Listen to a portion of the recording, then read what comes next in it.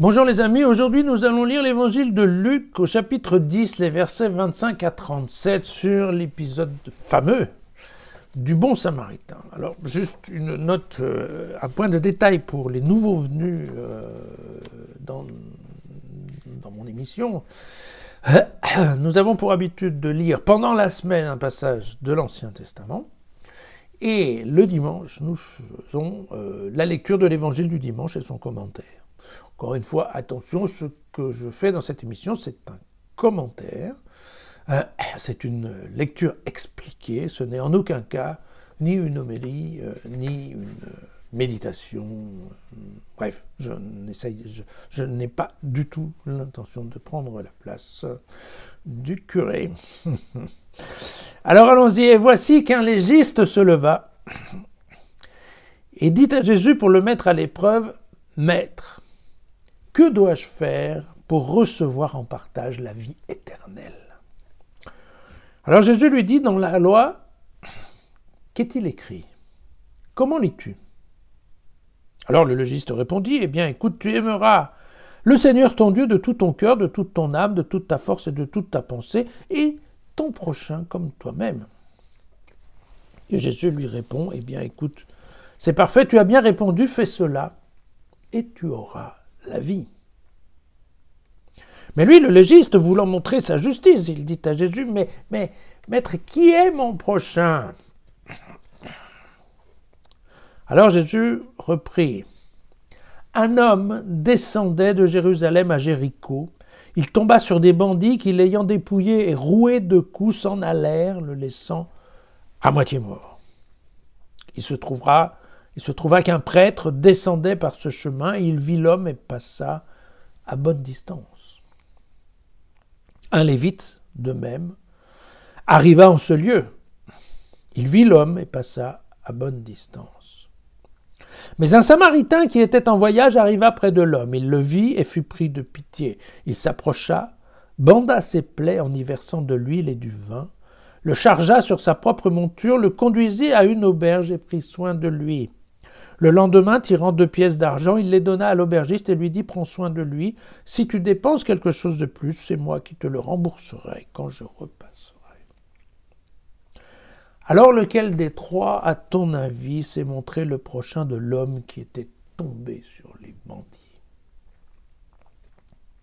Et le légiste répondit « C'est celui qui fait preuve de bonté envers lui. » Alors Jésus lui dit « Va, et toi aussi, fais de même. »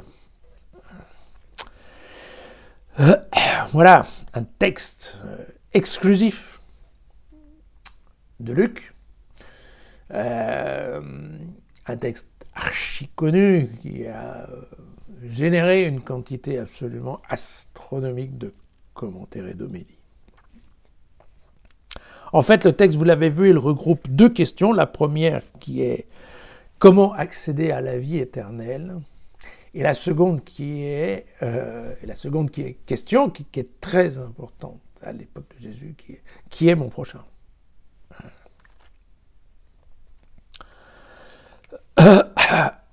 Alors,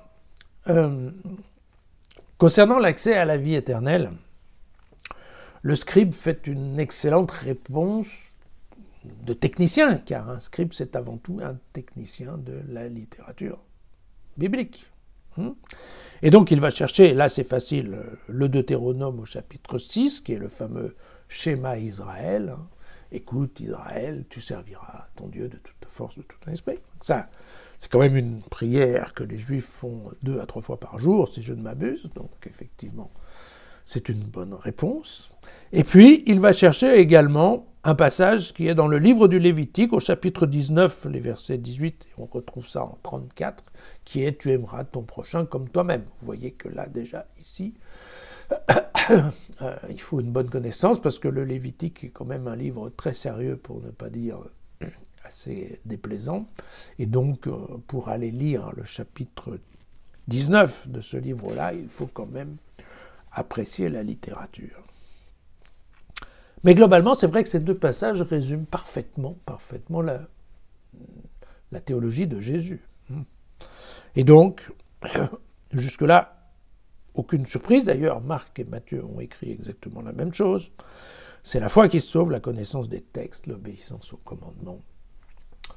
Tout est pour le mieux, dans le meilleur du monde, des mondes. Il y a un problème avec le dernier commandement, celui du Lévitique, qui est « tu aimeras ton prochain comme toi-même ». Et là, le Lévitique, lui, ne donne aucune définition du prochain. Et donc, comme toutes les fois dans cette littérature de l'Ancien Testament, quand un des livres omet de définir trop bien un des termes, eh bien, ce sont les rabbins et l'activité rabbinique, la réflexion rabbinique qui va s'occuper, en effet, de faire les décrets d'application de la loi, on va dire ça. Et donc, en effet, bon, vous savez que il y a une production assez intense de réflexion de la part des rabbins, c'est ce qu'on appelle les Mishnah, et ça correspond à la fabrication de divers livres qu'on appelle les Talmuds, hein, et qui sont, en effet, donc, des textes d'application, des textes d'explication de la loi. Et là, au niveau des rabbins, il y a beaucoup de discussions parce qu'en effet, sur un terme qui est le prochain, on peut le définir exactement comme on veut. Ce qui veut dire que ça peut être en effet le compagnon de la synagogue, le voisin, mais ça peut être aussi le frère, le cousin, le juif étranger. Vous voyez déjà, ça commence à être plus compliqué. Un juif étranger qui vit effectivement, ou alors un étranger qui vit au milieu de la communauté juive. Vous voyez que on commence à pouvoir faire dire tout ce qu'on veut. Et là, c'est à partir de là que Luc va utiliser cette parabole du bon samaritain pour en fait donner une définition beaucoup plus large du prochain. Et lui va faire passer ce que je pourrais appeler l'attitude correcte. Hein, voilà. Avant comment dirais-je, le suivi strict, l'obéissance stricte à la loi. Et cette attitude correcte, c'est ce qu'on appellerait de nos jours l'éthique, en fait, ou le comportement moral. Et pour ça, il faut reconnaître que le choix de cette parabole, il est quand même vraiment bien fait, puisque vous voyez qu'on retrouve en effet 5 étapes qui sont pensées, transportées, hébergées, payées, et surtout prévoir une suite, hein, qui est quand même est presque, en effet, un comportement parfait en termes de charité humaine, de préservation, alors, si ce n'est du prochain, en tout cas, de l'homme, de l'humain, de celui qui est à terre. Et, en ce sens, il faut bien comprendre que le Samaritain, et j'insiste sur le Samaritain parce que c'est à peu près l'ennemi juré du Juif, hein, puisque au départ, ils étaient... En effet, ils suivaient le même genre de loi, et puis les Samaritains se sont séparés des Juifs de Jérusalem pour une question de culte, pour une question de lieu de culte, et pour une question aussi de texte sacré. Les Samaritains mettant un peu de côté tout ce qui était, en effet, les psaumes, les proverbes, des choses comme ça. Bien. Eh bien, et donc du coup, en effet, les pharisiens considéraient que les Samaritains, c'était les traîtres à la loi, donc des ennemis jurés. Et manque de peau, ce Samaritain-là, il fait preuve d'un comportement exemplaire, ce que reconnaît assez le légiste. Hein. D'ailleurs, il est évident que dans le cadre d'une explication juive, on pourrait se dire qu'en effet, eh bien, à la fois le prêtre et à la fois le lévite, vous savez donc que les lévites, ce sont les servants en fait du temple, hein, les adjoints, voilà, des prêtres. Eh bien, l'un comme l'autre, on pourrait penser qu'ils font le détour parce que vous savez que dans les fameuses lois d'impureté du Lévitique entre autres, on ne peut absolument pas toucher le corps d'un cadavre ou un corps en décomposition. On ne peut pas les toucher parce que sinon on devient impur. Et bien entendu, si on doit aller au culte du temple, eh bien être impur ne fonctionne pas. Mais il y a un problème avec cette hypothèse-là, c'est que là, ils sont en train de descendre vers Jéricho. Je vous rappelle que Jéricho est en dessous du niveau de la mer, alors que le temple de Jérusalem est au-dessus. Et donc, vous voyez bien qu'ils ne vont pas dans le bon sens. Si encore le prêtre et le lévite étaient en train de monter vers Jérusalem, on pourrait comprendre qu'ils essayent d'éviter de se rendre impurs. Mais là, ils sont en train de revenir du temple. Donc, évidemment, leur comportement n'est absolument pas excusable d'un point de vue moral humain. Voilà. On pourra d'ailleurs s'amuser que dans ce passage, Jésus n'intervient pas. Hein. Vous avez remarqué qu'on n'en parle pas. Donc c'est une discussion dans laquelle on ne peut pas dire que Jésus soit montré en exemple. Voilà. La clé du passage, c'est en effet la définition du prochain. Mais, alors que le juif raisonne dans l'application de la loi, tu aimeras ton prochain.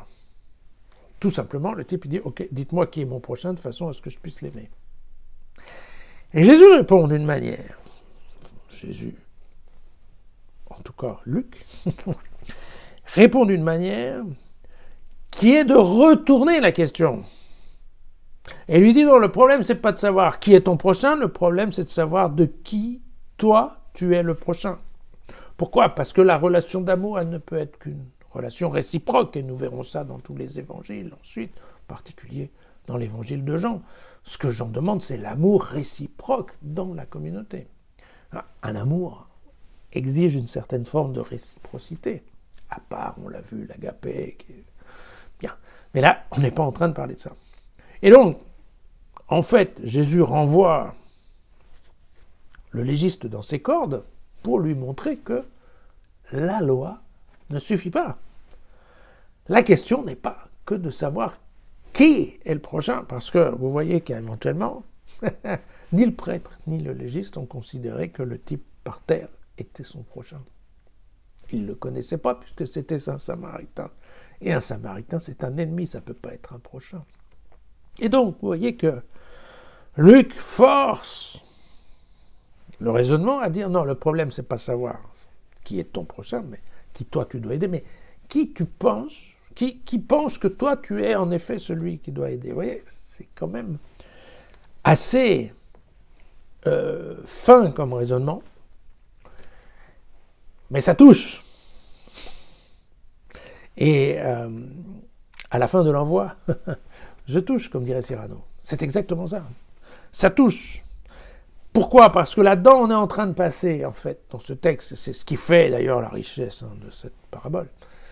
Elle nous transporte de la théologie vers la morale, et de la théologie au sens juif du terme, c'est-à-dire avec un légiste. On n'est pas en train de parler de n'importe qui, on est en train de parler de légiste, on est en train de parler de lévite, on est en train de parler de prêtre, donc on est en train de parler de la crème de la théologie juive. Et la réponse de Luc, d'accord, c'est une réponse de la morale humaine. D'accord. Alors la compassion, ce n'est pas une affaire de religion. D'accord. La religion, bien comprise, ne devrait pas empêcher quelconque appréciation de tout simplement de la compassion et du service. Voilà. D'accord. C'est intéressant d'ailleurs que Marc et Matthieu ne vont pas parler de cette histoire-là. Hein. D'accord. Eux, ils vont rester au niveau purement textuel, en fait, de la loi. Le seul qui va en parler, c'est Luc. Et Luc, il met bien le doigt où ça fait mal. Hein. Luc, très clairement, est passé au niveau du humain. Vous savez, on disait que Luc était éventuellement médecin, peut-être dans les hypothèses. Hein. Et donc, c'est vrai que là, dans ce passage-là, Luc nous force à sortir d'une réflexion théologique qui est, je dois vous dire, parfois très agréable, très tranquille, et nous prend de ce raisonnement théologique pour nous mettre dans la réalité de la vie humaine. Voilà. Parce que globalement, on verra d'ailleurs que, en général, le message de Jésus, c'est avant tout un message d'humanité. On voit bien que dans de nombreux textes d'évangile, Jésus est pris aux entrailles, est pris de compassion par rapport à des gens qu'il voit, que ce soit un handicapé, quelqu'un qui a faim, quelqu'un qui est aveugle. C'est cette notion de compassion. Le message de l'évangile est un message de compassion. Le message de Jésus est un message de compassion. Or, il s'avère que chez les Juifs, en tout cas de cette époque, l'obéissance à la loi passe nettement avant la compassion pour l'homme. Comme quoi, l'évangile est quelque peu révolutionnaire à l'époque. Voilà. À demain.